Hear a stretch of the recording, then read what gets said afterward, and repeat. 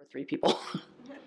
Anyway, so Andy, or Andrew, I met him at the Secular Student Alliance at the University of Arizona a couple of years ago now. Yeah. He is a religion and philosophy major, and we found that, I don't know whether that has anything to do with your last name. If you grow up being called Cross, you kind of...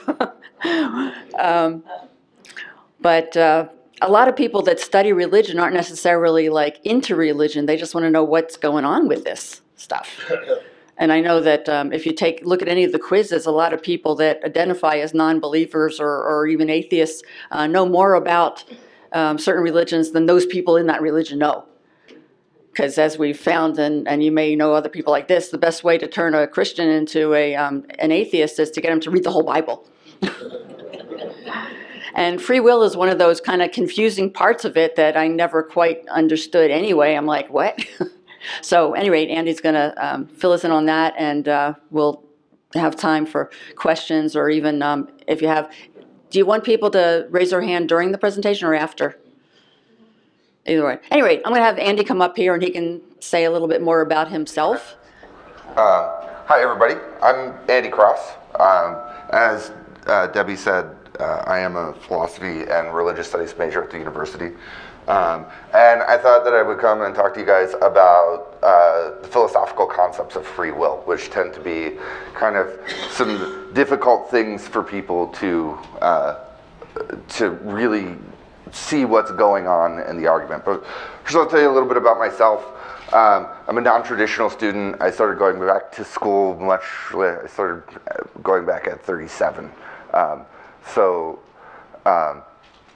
I started a little late, but I've always been interested in the religious argument, what's going on in the world with, you know, the serious amount of religion in the world and how much it affects the people that are non-religious, whether you're atheist, agnostic, or secular in general. How much is religion affecting us? And it's happening so much all around us all the time.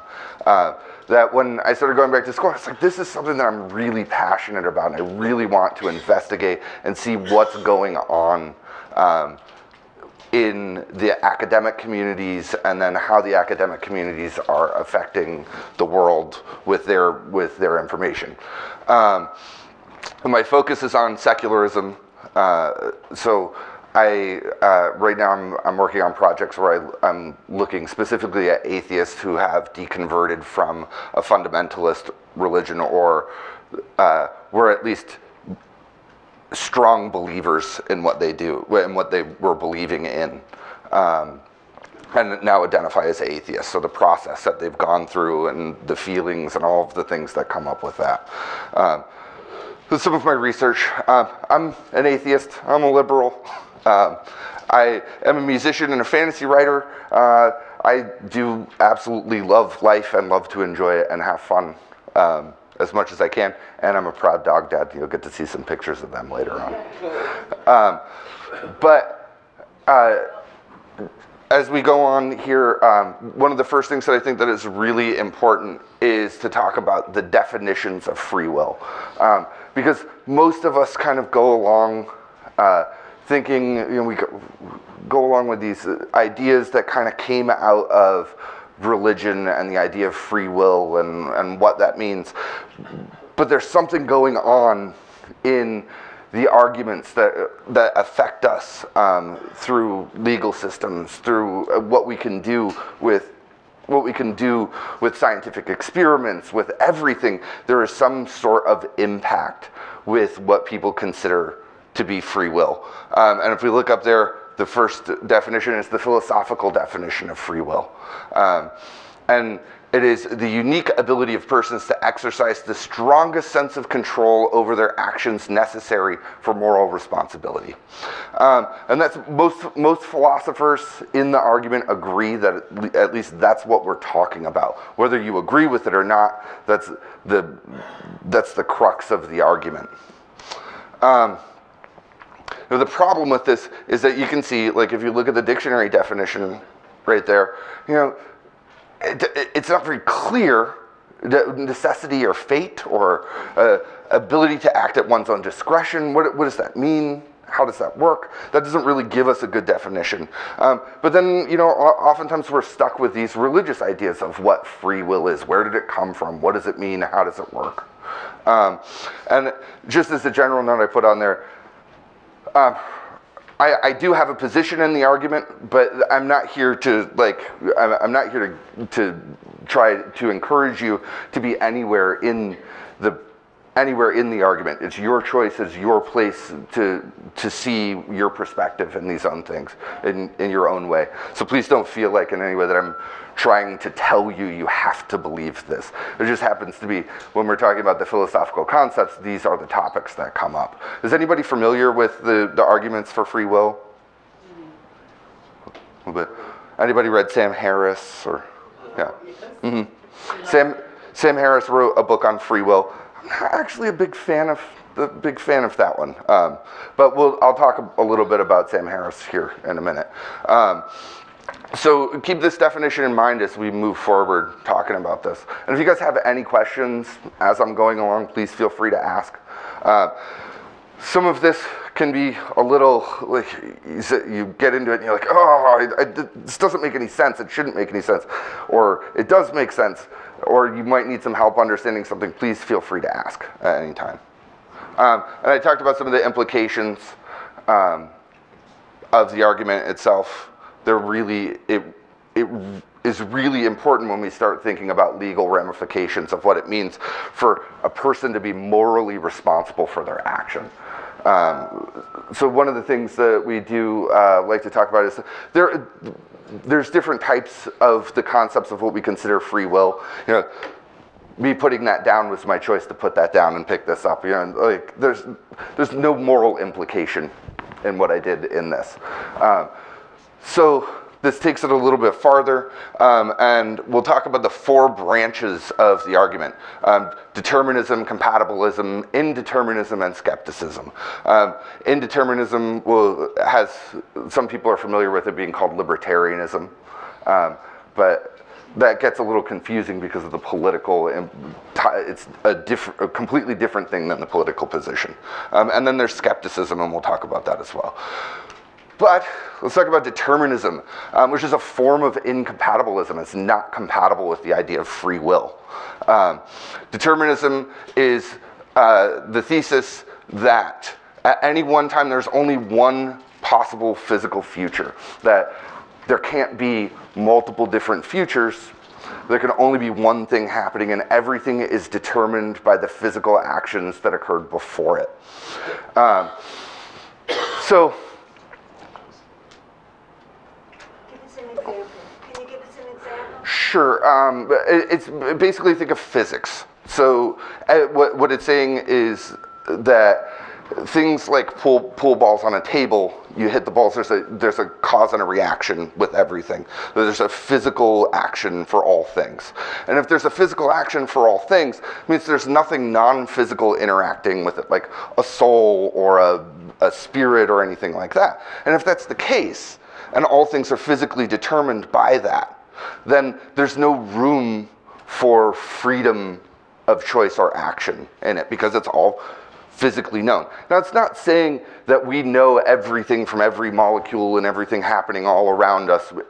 It does propose that eventually we could possibly know all of those things, and if we know all of those things, then we would be able to see exactly why people make choices based on things that happened before. Sam Harris is a hard determinist. If you're in the philosophical position of determinism and you don't believe in free will and you reject the concept of free will, oftentimes you identify as a hard determinist. It can be appealing, but it has problems. It has problems because we end up in that place where we think about, well, it is my choice to, I could just leave right now if I wanted to. I'm not going to, but I could do that. And they're like, but then where's my choice in that? And it seems like...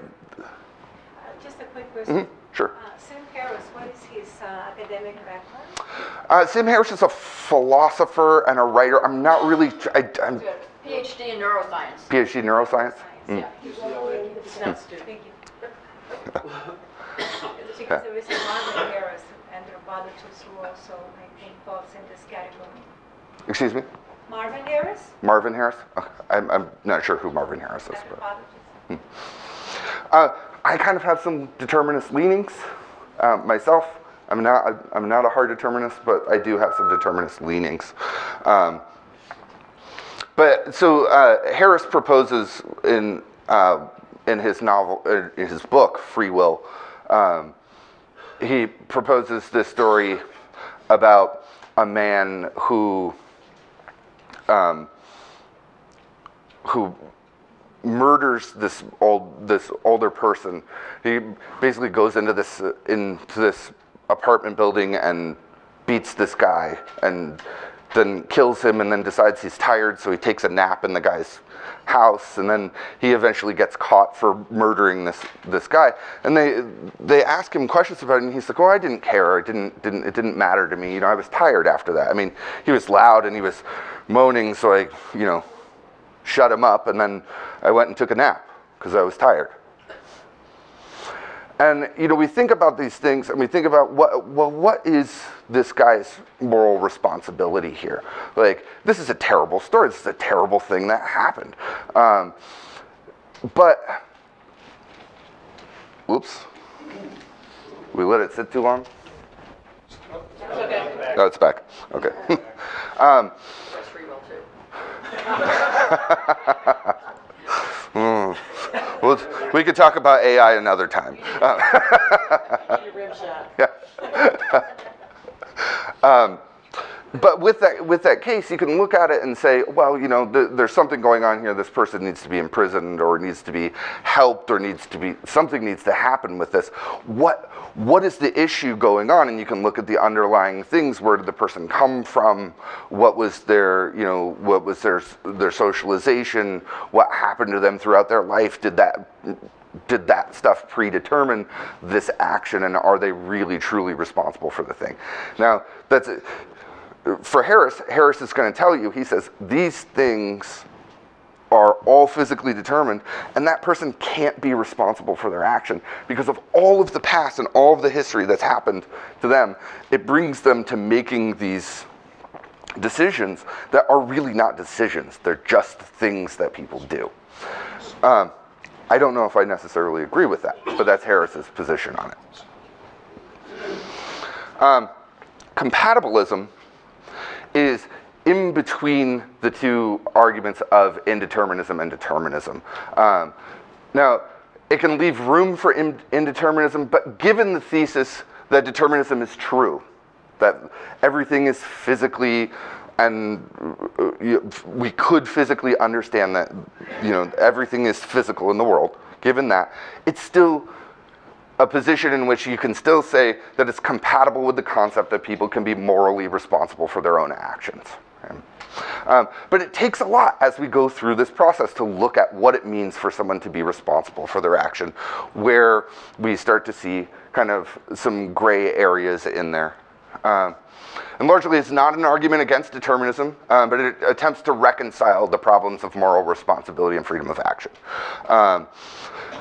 It tends to be kind of like a de facto position of most people.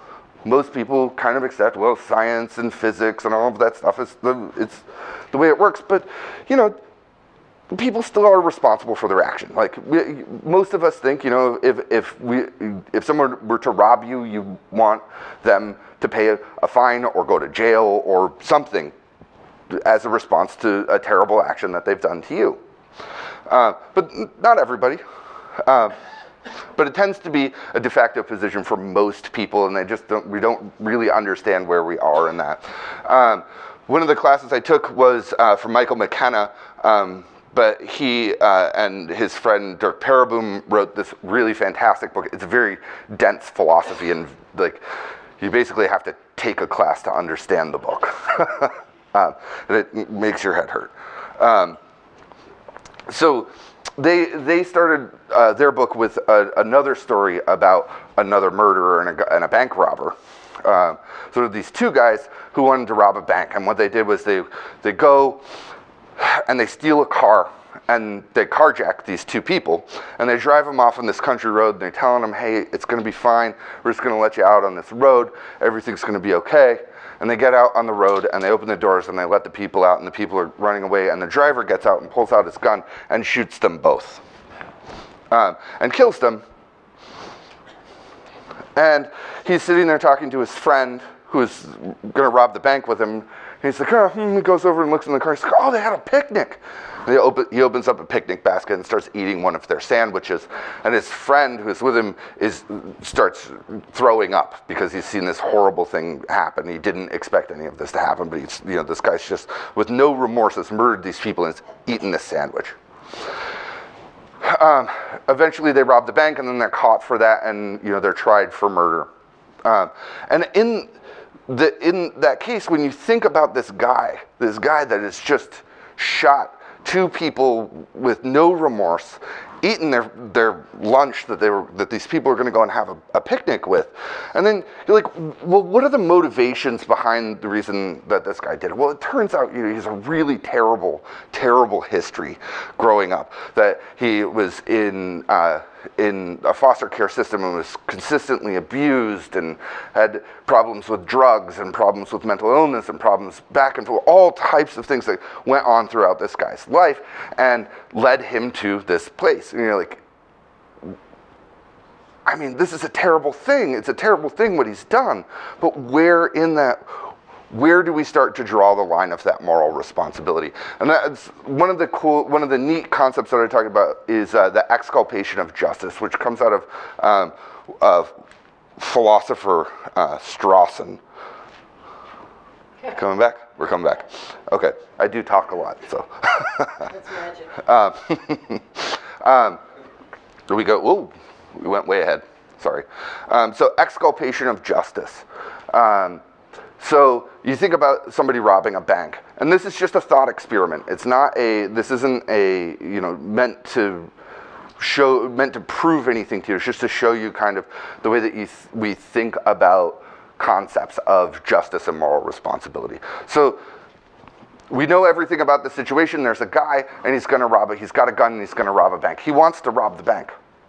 So he goes in to the bank, and he takes out his gun, and he robs the bank. They give him the money, and he leaves. We say, should this guy be held morally accountable for his action? Well, he wanted to rob the bank. There were no extenuating circumstances. Yeah, he probably should be held accountable for trying to rob this bank, right? Well, the next instance is a guy who's kind of walking along, and somebody comes up and gives him a gun and gives him this packet, and it's got all this stuff about his family in it. And they're like, look, if you don't rob this bank, we're going to kill your family. So you got to go in and rob that bank. The guy's like, well, I don't want you to kill my family. I guess I'll go rob the bank. So he goes in and he robs the bank. Now we say, is that guy morally responsible for his action? I don't know. It was his choice to say, no, I'm not going to do it. He would be dead. What's that? He might be dead. Yeah, but this is what exculpation from justice kind of shows us, is that there are scenarios in which we look at the problem and we say, well, it's not simple. It's not just this or that. And there are these really more, complicated areas within the idea of what we're thinking about when we're trying to make a moral judgment on someone's action. So we talked about libertarianism, indeterminism. I have moved really to saying indeterminism because if we talk to people about it and we say libertarians, we start thinking about politics, and that's not what we're necessarily talking about. Though some libertarians might be indeterminists.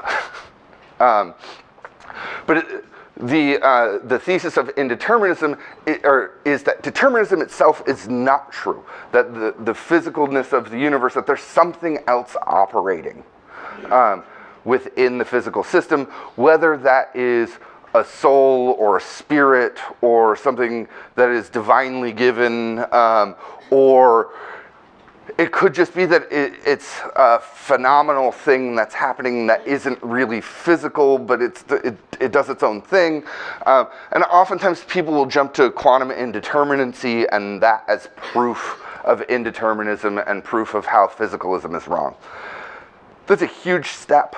I don't particularly do a whole lot with the arguments about quantum physics. I know a little bit about quantum physics, but not very much, and it's very complicated to understand, and it's not the way quantum physics play out in the physical world is there's a huge distance between what's happening on that level and what's happening here. It's a really complicated place to be, so I don't spend a lot of time of my arguments in there. You use it. Yes. You're using your cell phone. Sure. I'd like to back up and have one question. Sure. All right, you sort of determined that these guys, murderers, have been put away to be punished. Mm-hmm. But there's another reason to put them away, is to get them out of society so they don't hurt anybody else. And so far you haven't addressed that part. Mm-hmm. I haven't, and those are different positions on how we handle the moral responsibility. So do we look at those things as so that gets into the actual moral end of the argument and talking about what morality is and how it's derived, and are we looking at it from a utilitarian perspective, which would be very much this person has done wrong, and we can't have this, letting them operate within the system is actually causing more damage to the system, so we remove them from it. Right. That's very utilitarian. Or we could look at it from a retributive side and say, well, this person has done something and they've done it so wrong, so we're going to punish them. So that's the...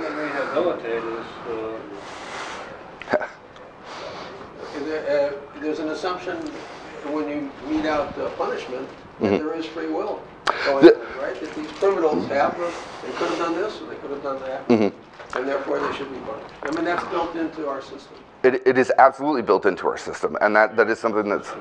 Based on the Puritans, I think. Well, whatever it is, it's still built in. There's a lot of this, the ideas of indeterminism are held by theists, and those theists have influenced law very, very significantly. So we see, and it seems surprising to me that the retributive side of morality is held by theistic positions. It is surprisingly hypocritical. Yes. So you don't need to reach to quantum mechanics. There's just statistical mechanics, which says that which is the basis for thermodynamics. That anything with a temperature above absolute zero has random motion, Brownian motion. Right? So the random process is all over the place. So as an engineer, the real world is a mix of random processes and deterministic processes, and that's where we are figuring out, which is dominant, which needs to be taken. Well, Sure. I mean, the basic of thermodynamics is that anything left by itself becomes disorganized. If you don't believe it, look at a nursery. Very I'm not even getting into chaos theory. I tend to look at it in like a 90-10 percentage, in that our options and what we actually view as our actual choices and the things that we're actively making in our lives tend to be about 10% of our active life, and the other 90% of it is really just physically determined processes that we're not even paying attention to, that are just happening. Yeah. Yeah. That's about my 90-10. It's maybe even less than that. Maybe 7-5% down the line. I don't know. Depends upon the person. Some have more outside influences. Yeah. But I end up in the compatibilist camp at the end of the day. But we'll talk a little bit more. So let's look at skepticism, and skepticism is kind of, I think it's a really important thing, because if we go back to that initial claim to what free will is, well, what if I don't agree with any of it? What if I disagree with morality? What if I disagree with your concept of what morality is? I don't think there is a morality. If that's the case, then that's a huge part of the argument that I'm disagreeing with, or I'm skeptical about. I don't think your research is enough, or I don't think your position on physicalism is correct. And oftentimes, this is something that philosophers hear a lot, is that, well, you guys are talking about determinism. You're not really talking about determinism like of, someone in physics is going to talk about it. It's a whole different way that you're talking about it. And that is, I think that's a legitimate objection when people start trying to use physicalism as like, this is, like, it's easy to understand because it is this. There is a whole lot going on out there. So just as, I guess I kind of talked about all those things, but yeah, it's either objections to the whole argument or specific parts of the argument itself. I tend to be skeptical myself at times. One of the things here today, corporations are defined as persons, right? Yeah. Mm-hmm. Corporations are now defined as persons, and there are some new international laws which I kind of am a little bit in more support of this, because I want people to be more ecologically friendly, and the idea of treating an ecosystem as a person seems like a little bit better to me. At least yeah, right, it has rights. What is it doing? It's living. It's, so somebody got a river valley in Canada to be deemed to have personhood, which is kind of an interesting thing. But then I start to wonder what we're talking about as persons myself, and like, who does that river now have moral responsibility? What if it floods? Yeah. yeah, right. But it's just ideas about what do we consider a person. Well, then I might have an objection to that, and maybe I should be skeptical of that. I don't know. Yes. What I'm thinking about that is somehow they have taken the idea of social insects, such as ants, termites, and bees, and collectively they sort of are a person. Mm-hmm. But, I mean, so that would say a corporation is a collection of idiots, and then that's what the argument I see, mm-hmm. because that is a collective thought of a bunch of individuals. Mm-hmm. Yeah, sure, I'm not that bad. Oh, well, that kind of messed up on that slide a little bit. So just a little bit about the history of the argument. This argument about free will and action and moral responsibility has been going on for thousands of years. We've been consumed with the idea of what it is. But really, I'm more concerned with the modern arguments and what's happening actively now as it affects the laws and the ways that we look at things. Until about the 70s, the argument was based upon the ability to do otherwise. And the ability to do otherwise seems like a pretty reasonable concept. It seems like this idea that, hey, well, I could have robbed the bank, but I didn't rob the bank. Or I was on my way to rob the bank, and I still have the ability to stop myself from robbing the bank. I retain this ability to do otherwise up until when? Up until the time of action. Right? Well, it starts to get a little confusing, because if we start talking about that, some people actually think you still retain the ability to do otherwise after the action. That's a little strange. Yeah. But that's pretty much how it was that's what the argument was based on for a really long time. And if a person acts of her own free will, and then she could have done otherwise. And this side here, the counterexample or counterfactual argument is, if a person wanted to do otherwise, she would have done otherwise. So it kind of shows how the top is not accurate, because if the person really wanted to do something otherwise, they would have done the thing that they weren't supposed to do, if they were free in their action. It's a little confusing, but bear with me. This next argument, the consequence argument by Peter Van Wagen, is probably one of the most influential arguments. Peter Van Wagen's an indeterminist, and he wants to show you exactly how determinism is incompatible with free will. And he is going to say to you, well, you still have free will, and you know you have free will.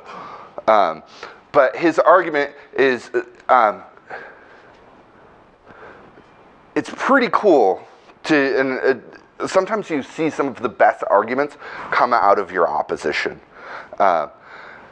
This one pretty much shaped the deterministic argument. And if determinism is true, the acts and consequences of the laws of nature and the events of the remote past, those are all of the things that happened throughout the creation of the universe. Yeah. Back everywhere. Yeah. We have no control over that stuff. We have no ability to affect that stuff. We don't have any ability to affect the laws of nature either. Now, that being said, people will oftentimes make the argument where they say, well, if you can find a new law that nobody's discovered, then you've affected laws. That's not what it's saying. It's saying the principle is that there are laws of nature that we can't, either we know or we don't know, but they'll be discoverable. We can't change those. That's the laws of nature. So if that's the case, then the consequence of these things, it's just not up to us. There is no ability to do otherwise. That this is just how it is. It's deterministically shown. Wow, maybe it's just the Apple format to this. So this is some logic, and logic is difficult. It's kind of like math. People. Oh, sorry. If you consider morality a law, as something not a natural law, but something that man created, so then that would fit in as for the deterministic philosophy. Would you agree? I would think so, yes. And I'm a compatibilist, really, at the end of the day. I think determinism is probably true. But at the end of the day, I'm going to agree with you, and I think that it is a fabrication of the way of social systems and the way that we have done things throughout, and it works. And we create morality. It's socially subjective by its groups and by the dynamics of those groups. There is no ultimate morality. There's no objective morality, but there is a morality, and that morality is defined by the thing that people do together in groups, right? And that's really what the social psychology is showing about morality these days. There's really nothing that people try and dig for ultimate moralities and ultimate things. Now, what I do say is that human groups have morality. Yeah, they have morality, but the morality isn't defined by anything other than their action. It's just a process in which we do social interaction. I'm just going to throw out a case that is quite recent. Louder, please. Yeah, that's okay. I'm going to try. I'm going to throw out a case that is quite recent. It just happened, I think, Friday in Mexico City. A child, 11 years old, shoots his teacher. Of course, there's an uproar about, what took place. I mean, it gives you a lot to think because this is an 11-year-old, right? Where is his free will? Where is determinism? Where is the social morality of the collective morality of the people who are mostly religious, and at the same time political? I mean, it's very complicated. I'd be very interested to know what the decision is going to be for this child. Yeah, these decisions are really hard to make, right? And a lot of times, people are still looking at something like this, kind of in the background of when they're making that decision about how they make that claim. Sometimes this stuff is really important, and that's really what I try to stress as I talk about this argument. Is that these things are so vitally important to the way that we think, and we're just not thinking about it. And that's really the big thing that I stress about talking about these arguments. So we'll just talk a little bit about logic. I won't bore you with going through symbolic logic. I happen to find it fascinating because it makes it easier for me to grasp the way an argument flows if you can put it in essentially a math format. It kind of looks like algebra. And in this case, you could see the PO stands for the past, the long past and history of the universe, and LO stands for the laws of nature. And then the P itself over on this side is the person acting. It's the free person acting in their action. So if you go down this, if you apply the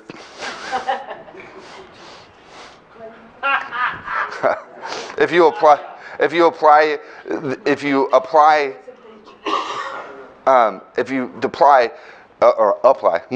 determinism, which is N, it's the thing that is that everything is deterministic. To both of those, it's like a math problem. You have to do something to one side, you do something to the other side, right? And then you end up with the fact that there was a person acting, but they had no ability to change that. They had no possible responsibility with that action. The N is, given that determinism is true, and no one has the ability to change the past and the laws. I had an argument with a friend of mine. He says, gee, I should have done that in the past. I says, I would have been a lot better off. But I just told him, you have no idea on another path would have led you. No idea.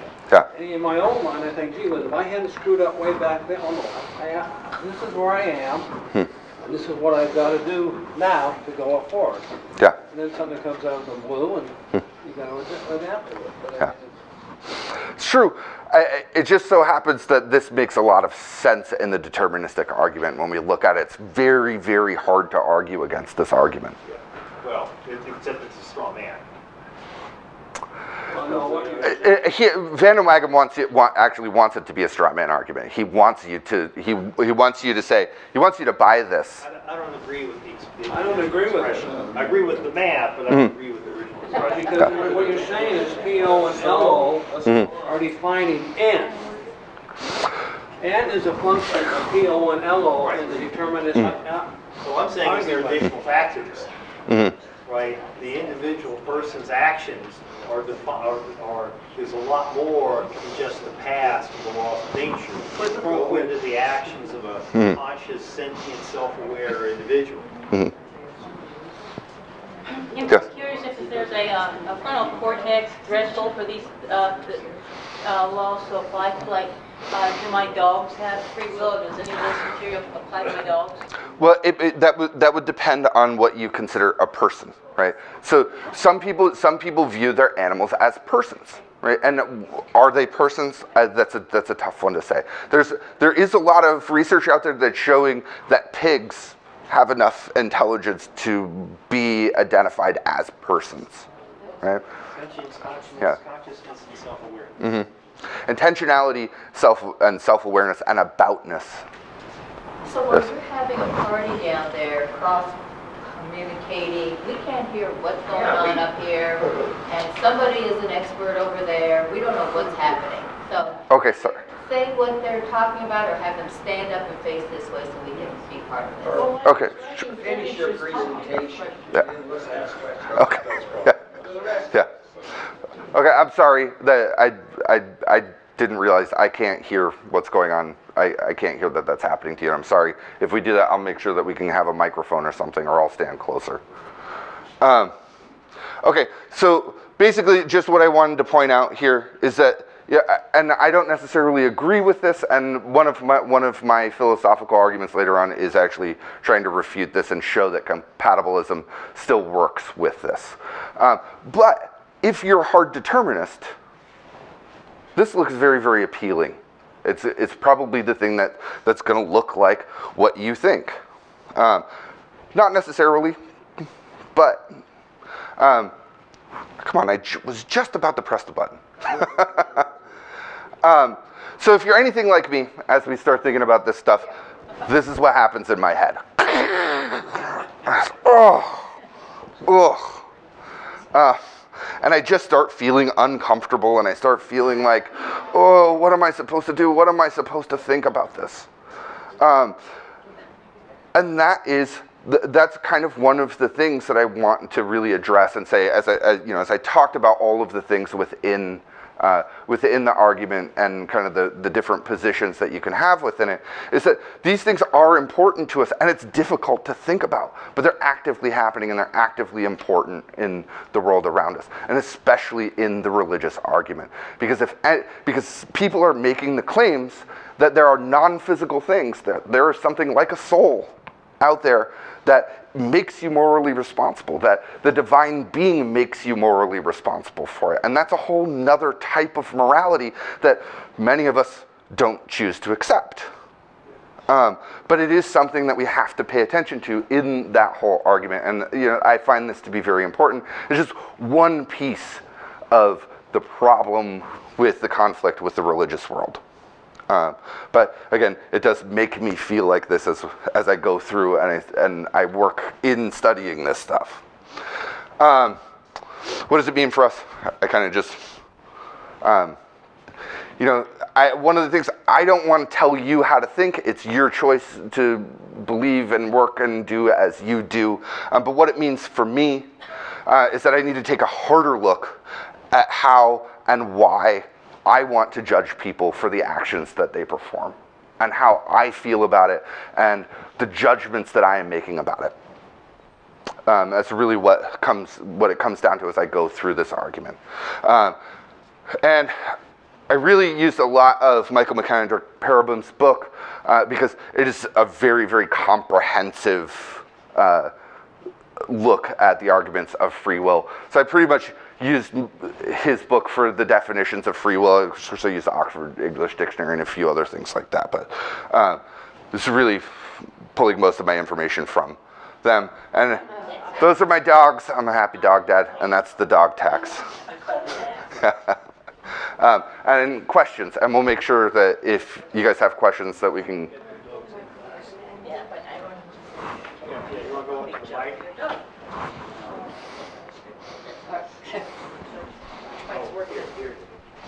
Is that one on? Yes.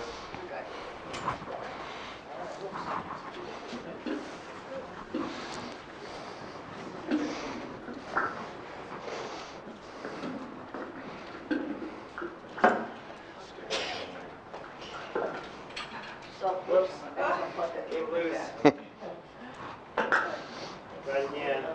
As those laws of nature. So Andy, if I guess I think of myself as the kind of person that I figure like, okay, I can make a choice to, come up here and ask a question or whatever, or to get on an airplane or not get on an airplane, but I know I can't just take off and fly on my own. So I respect the laws of nature, of saying there are certain things that we can't do. But I think that anything outside of that I can do. Where does that put you in that spectrum? As far as determinism or incompatible, whatever. I'm sort of halfway.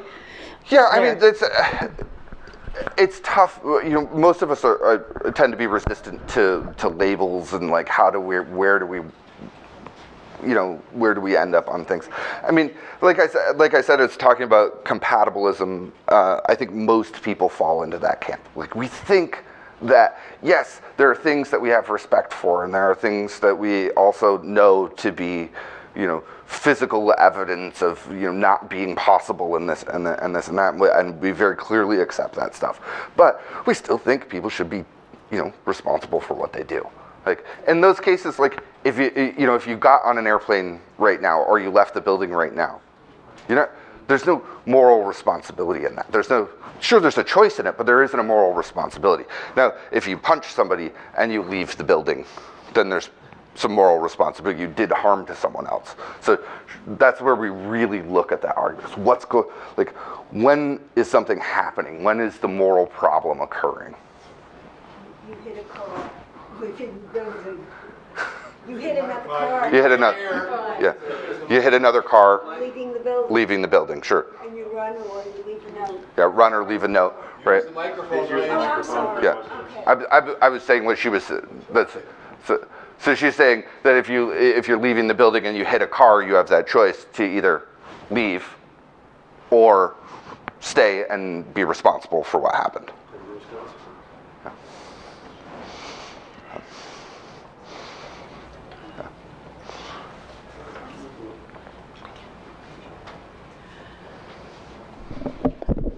I wonder whether you can talk a little bit about the ability to choose. I studied and taught sociology, so I look at the whole thing from, the social point of view. That I think Karl Marx probably put it very well, that people make history, but they make history under circumstances not of their choosing. So there are societal constraints and social constraints. I didn't tell my siblings that I was an atheist for, I became an atheist in college, but I never told them. Because, I just didn't want to kind of hurt them. Perhaps it was cowardly on my part, but it's a choice, right? So is that ability to choose entirely biological, the chemicals in the brain cells and so forth? Perhaps you can. As far as my position goes, I'm gonna say that yes, it is entirely physical and it's entirely biological, and that there's nothing non-physical happening. But that doesn't mean it's just that easy to understand. It just doesn't work like, oh, hey, just because we know that the physical properties work this way, that boom, it's this. There's something else going on. We don't know what it is. We're still learning about consciousness. We're trying to figure what's going on with the idea of thinking and the brain and choices and actions and what's actually free and what's not. As someone who agrees with the thesis of determinism, that things are physically part of the universe and there isn't anything non-physical, and that everything is actually determined in that process, I have to say to myself, okay, well, there's this. What is it? And I talked a little bit about the 90-10. The 90-10 percentage of what is deterministically part of my action and part of my life. And that 10% of it's probably more towards the leading of what I can do and what I have choices in and how I can maneuver within that. There's a psychologist out of, I believe it's out of Chicago, and he talks about this thing. His theory is, he calls it the rider and the elephant. And the elephant is the deterministic properties of everything that's inside of you and your actions and all of the things that you do. And the rider is your consciousness and your action. And that deterministic elephant is kind of like lumbering around, doing what it's doing from the deterministic properties. And that rider on top of it can influence the elephant to do this and do that and kind of move the elephant a little bit this way, move the elephant a little bit that way. But most of those properties are really things that are just going to happen regardless of what you do. Can you talk? Okay. Oh, yeah, I better use the microphone because my voice does not carry very well. Okay. Can you explain or get into more in the closer? Okay. All right. The argument nature versus nurture. How does this fit into free will? Because I personally, right, when I am I'm not going to mention where, but when I see, for example, blaming the victim in cases, let's say, you have culture, right? Not a culture, perhaps, a segment of the population who is blamed for doing actions, which are considered immoral because of alcoholism. This free will, okay, I'm sure, deals with the nature versus nurture. So how do I put this back? Okay. Okay, here we go.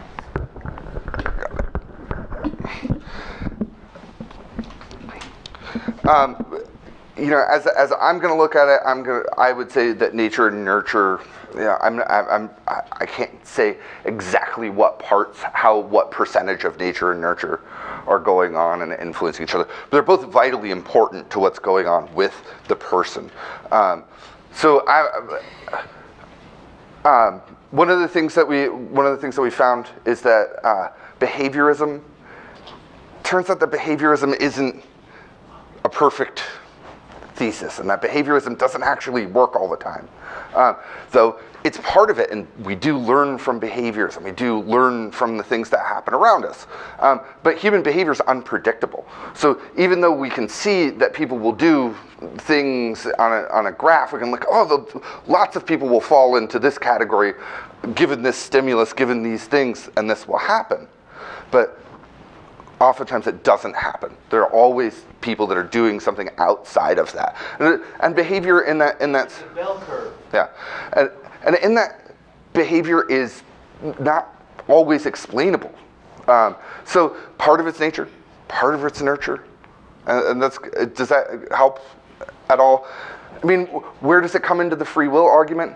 That's going to come into whether you think that freedom and responsibility has to do with nature or nurture.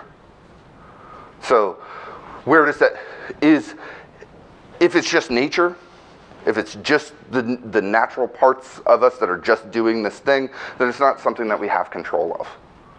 And if we don't have control of it, you shouldn't be morally responsible for it.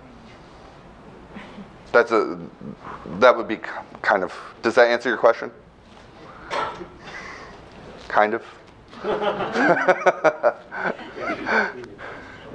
I'm kind of having a thought about artistic expression, and because I've had the experience where I've been writing and I'm something's coming along that I'm writing, and all of a sudden something, I'm expressing something, and then I think, wow, I didn't know I thought that, and it's kind of like it came out of the blue, and I can create something that I didn't know I was capable of creating as far as a written product.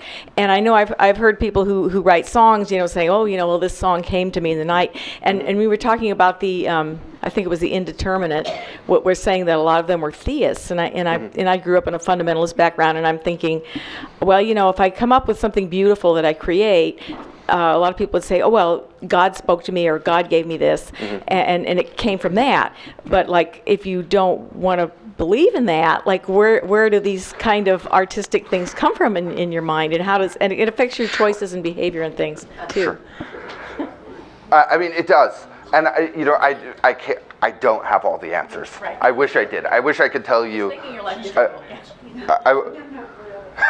But something, I'm coming. That's the creative act, when you're surprised at what you wrote, and that's what makes. Where does it come from? Well, it's that you're very free at that time. Your mind is totally open, and you're surprised. That's the creative act. That when the writer is surprised by what came out. Yeah, I mean, this is just my thinking. Yeah, well, you're a poet. Yeah. If someone becomes addicted to something, what choices do they then have? Do they have choices at that point, or are they hooked?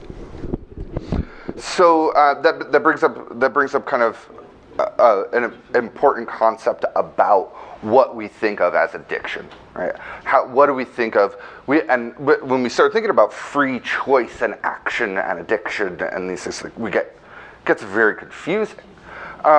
So one of the things that modern psychology is doing with that is looking at addiction as a mental illness, and that it may be something that we don't always have control over, and that it's part of the neural workings of our brain that we can't. It becomes unavoidable without treatment, without help, without understanding, and in those cases, it's very difficult for someone who is in the thralls of a severe addiction to anything, whether it's cigarettes or alcohol or cocaine or heroin,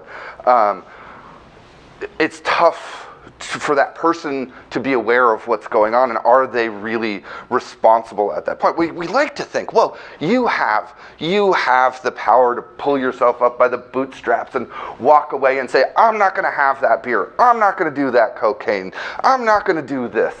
We want to say, you have that power. Right? No, you don't. But you don't. You don't.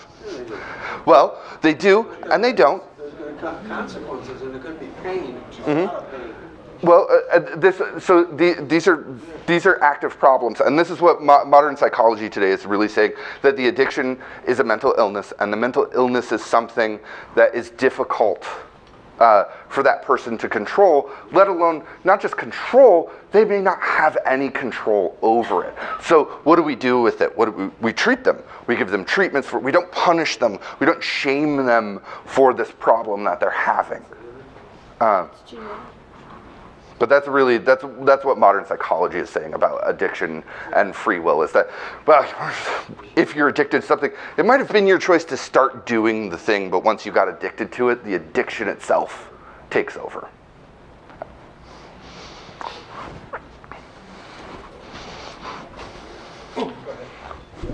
Bring this over to you. I had several thoughts during this. Number one, there's an old saying is, good choices come from experience. Experience comes from poor choices. That's fair enough, fair enough. The other one is there is mathematical formulations for free will. One of them is called Bayesian Logic. I don't know if you've heard of that. I have not. Okay, we use it all the time, right, Avery? It was invented by a Presbyterian, but it says you look at the probability of a success and the probability of a failure, and what's the penalty of a failure, what's the benefit, and you can then make a choice. Logical people, especially your billionaires, tend to do this naturally. So I had one more thought, but at my age, oh well. In a nutshell, it kind of looks like my argument for compatibilism is probabilities and future, and that we live in a feedback loop of information that is input-output related to the people around us, the action of the physical world moving through space and time, right? Yeah, the formalism was invented by a Presbyterian minister. Much like I pointed out with Peter Van Wagen's argument, who is an indeterminist and a chair of a Christian foundation for the college that he's at still today, comes up with this very beautiful, beautiful argument. As we look at things, I tend to be an anti-theist at times. But I really am trying to carry more of an open mind these days and be more pluralistic in the sense of, look, there are really beautiful things that religion has done throughout history. They've done some really, really terrible, terrible things. Yeah. And they continue to do those terrible things. And we were talking about end-of-life rights. And that stuff is super important to people and the life experience that we have. And the religious are making decisions on that, and they're making decisions on women's bodies, and they're making decisions to just about everything based on this stuff. It's super important for us to resist that. But there's also still some really cool things that come out of their thinking. Just because somebody's a Christian doesn't mean they can't think well. Though we may sometimes find a little bit of resistance to that. I'm just like, no, maybe not, maybe. Don't make me put my foot in my mouth, please. I guess I never thought of free will as being anything but the religious thing, which is why I was never interested in it. So I'm glad that, to hear there's other parts of it. And of course, philosophy I never studied either, so that's still kind of confusing to me. But when this touches on morality, which obviously it does, that's what affects all of us who are not, into a particular religion, because everybody's heard that thing about, oh, atheists have no morals. Bullshit. Yeah, so Absolutely. that's, And that's where the problem, comes in, I think, for a lot of us. And of course, if you try to argue that, morals come from, human nature in general, people have found out thousands of years ago that society works better if you look out for other people than if you're constantly doing bad things to them. And, just the fact that you don't have a invisible person telling you what to do. That's why I've always told people, I said, I think it means more to me, that, you do something because it's the proper thing to do because you care about people or animals or the earth or whatever, than because somebody else told you to and you're afraid of what's going to happen if you don't. So that's where this, I guess, it carries over. Certainly. That is something that I hear very, very consistently from the religious community, and I am actively involved with debating them and talking with them. And I spend a lot of time on the university campus as a student and working with this Secular Student Alliance. And one of the things being that I go out onto the mall on campus and I see all of these religious groups. It's tent after tent after tent after tent of religious groups recruiting and actively pointing at people and trying to get them involved. And so I go and I spend time talking with them because when I want to see what they're doing and what they're thinking and how they're talking, what end of whatever either psychobabble they're using or whatever apologetics they're using, or are they really using like a positive approach to what is, I don't know. I want to see what they're doing. But a lot of times what I get from those people is, well, you don't believe in God, and you don't believe in God, like why should you care about anything? Like, yeah, and I talked to a Buddhist monk. I went to this meeting with this monk who gave this really beautiful speech about Buddhist compassion. And I line up with Buddhism fairly well. There are non-theistic parts of Buddhism, and I can work with Buddhism fairly reasonably in my thinking. So I'm enjoying this speech, and he says, okay, he has all these steps to Buddhist compassion. And he's like, but if you don't believe in God and you don't believe in Buddha and if you don't believe in a soul, then you have no business with compassion. And I was like, this guy, this is like a venerated monk giving this speech to everybody. And he just told me that I have no business with compassion because I don't believe. And I was like, what does this mean? You follow that down the line, and people think they place all of their values of good and power and wonder and fascination and all of that stuff comes from God. It comes from God, yeah. But how does it? It doesn't. Yeah, yeah. It very clearly doesn't. Yeah. Yeah. It very clearly doesn't. And people are capable of compassion and wonder and care and love and all of those things without it. But that's what the religious world views those who don't believe as, most of the time, so much of the time. I come into this looking at it from the perspective of cultural relativism and Jungian psychology. Mm-hmm. And I think that we are the nature-nurture thing. There's also the collective unconscious, our individual unconscious, the shadows, the psyche, all that kind of stuff.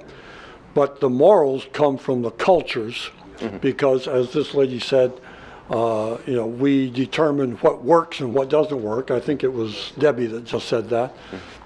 And based on how to get along in society. But there's another factor in there too called compartmentalization. And I think that a theist or a Buddhist or whatever can compartmentalize, and they can think about this stuff logically and analytically, but then when they're talking with the fellow members of whatever religious affiliation they may have, they can also believe that. And the two don't have to meld for them. Sure. And I choose to be a deist rather than atheist. Mm-hmm. And to think intelligently about this stuff, you don't have to be an atheist or an agnostic, sure, in my opinion. Bertrand Russell, my favorite philosopher, is famous in circles I associate with for having said that people who are religious have what they call Sunday beliefs, Sunday truths. They believe it when they're in church on Sunday, and the guy gets up there and says, you cannot be compassionate unless you believe in God. But when they go home and go to a poker party with their buddies or whatever, they don't have to believe it, because they can compartmentalize, and I can compartmentalize, and I think that we all can compartmentalize. Sure. I absolutely, I think we do a great job at compartmentalizing and ignoring the importance of all kinds of things all the time. What we're just talking about, we keep forgetting about community. And people are there just for community. There's an old Jewish joke. A.B. goes to shul to pray to God, and Jakey goes to shul to talk to A.B. And so it is a sense of community that you really don't leave behind. And that goes for me also. I consider myself a Jewish atheist, and somebody thinks that's so weird, you know, because of a history, really, and family ties.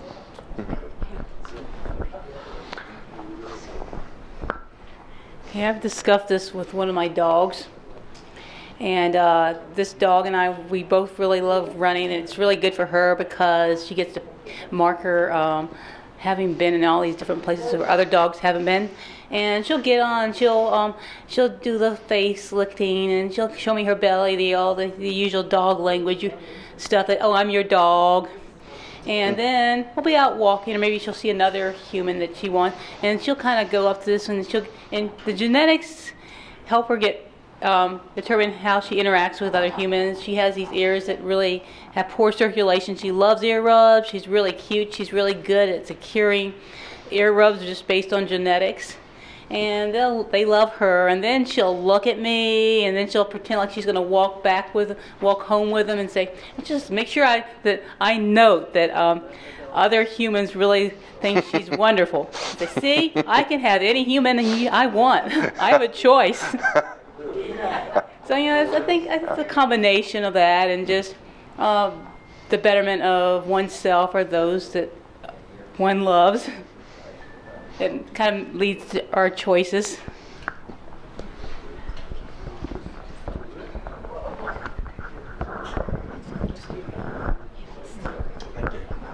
Hi. Hi.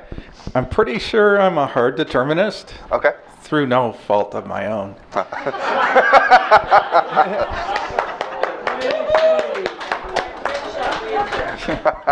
But there are experiments by a researcher named Leibniz, that it's basically you wire someone up with electrodes, and you can tell what choices they're going to make before they're aware of making the choice. So it's evidence that it comes from our subconscious, that our conscious self is not in control of the choices we make. And compatibilists say those experiments are not relevant or there's something wrong with them. You know, as a compatibilist, and having looked at those studies and seen, you can see the neural activity with it. So they do one with a movement of the arm and neural activity, and they show that the movement of the arm is actually happening before the action is happening in the brain. It's a very there's a process that's happening there, which is really fascinating. So it's like there's something deterministically causing these actions.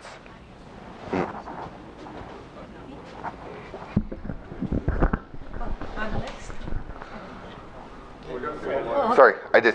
Just very quick. So when we have to actually look at this phenomenon of, what is free will, by understanding the physical evolution of men, because it seems that everything is happening in the realm of language and how it connects with the brain, right?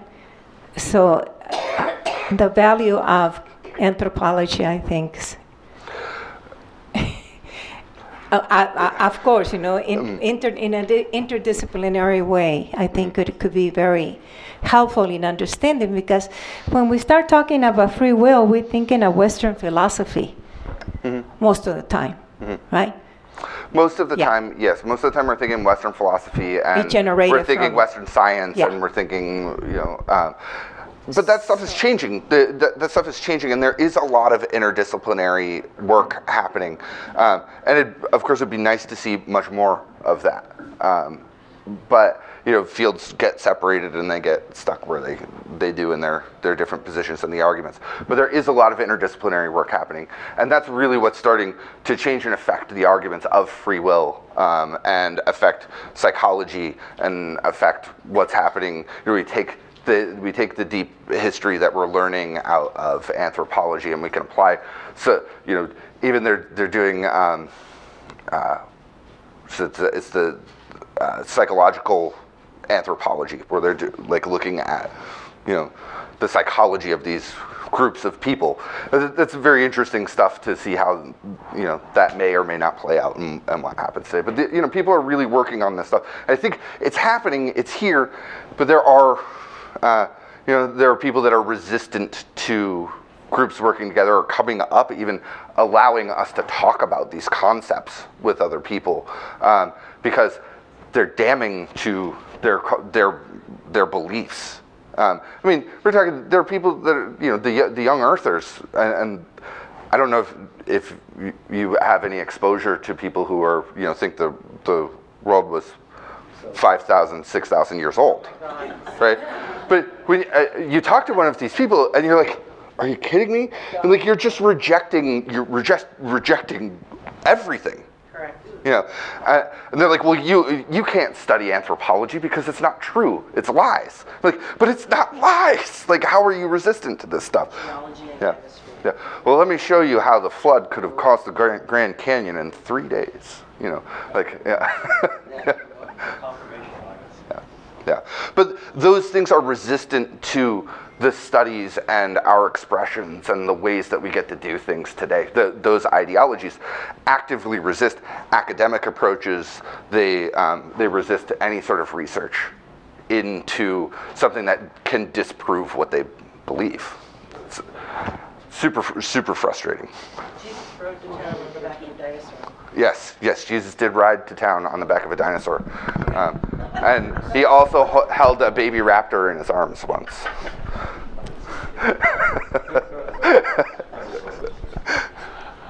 I've never really thought about free will too much in my life. In my life, I've studied how molecules interact with each other.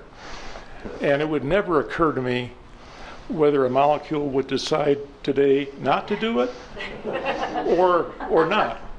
So, I don't think of the human body as anything really different than a complex bunch of chemicals. And so we just do what all the natural laws combine together to make us do. And I don't find any reason to think about that too much. Just things do what they do. And of course, if there's a moral issue involved, well, some court's going to decide whether or not you should do this or that. But whether you did do it for some strange reason, I still think there's those enter into things. So. Quantum mechanics. Yeah.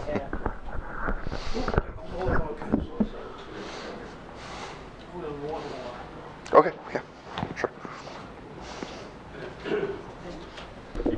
The one thought I forgot about, there was actually this sign outside of a church in the South that says, "God loves kind atheists more than hateful Christians."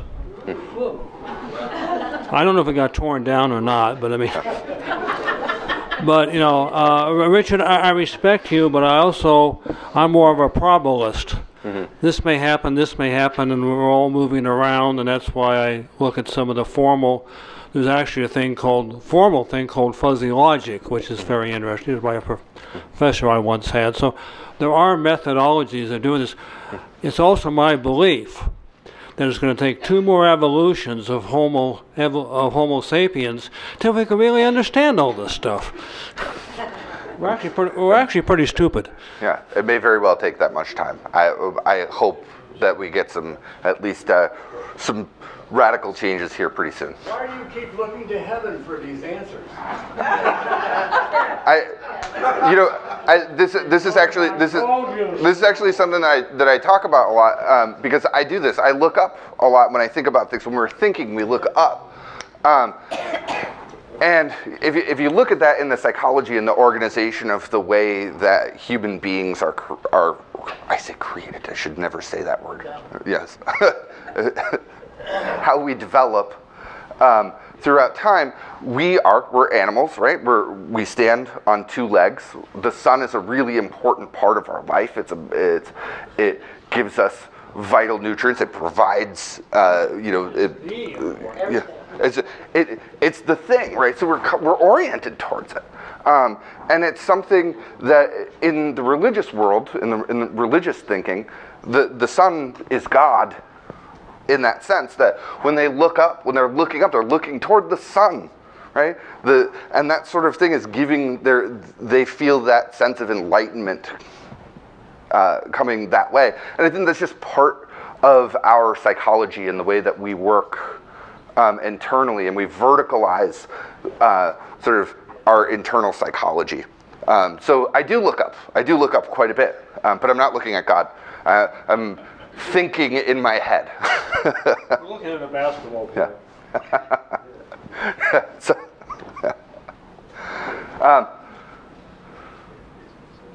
is there any other questions? Thank you very much. Thank you for having me today.